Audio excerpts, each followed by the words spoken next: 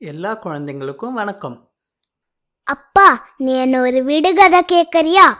ஓ, கேக்குறேனே. கருப்பு போர்வையில 1000 ஓட்டை, அது என்ன? என்ன தெரியலையே. நான் திரும்ப சொல்லட்டுமா? கேளு. கருப்பு போர்வையில 1000 ஓட்டை, அது என்ன? நீயே சொல்லிடப்பா. இரவு நேர வானம். அப்படின்னா?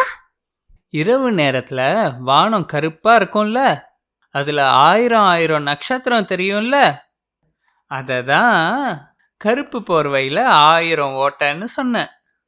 சரி அப்பா. நீங்களும் கண்டுபிடிச்சிங்களா குழந்தைகளா?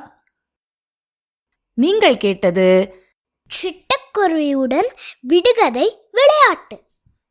சிட்டுக்குருவி பாட்காஸ்ட்ல இன்னொரு விடுகதையோட உங்களை சீக்கிரம் வந்து சந்திக்கிறோம். அது வரைக்கும் சிரிச்சுக்கிட்டு கிரிச்சுக்கிட்டு சந்தோஷமா இருங்க.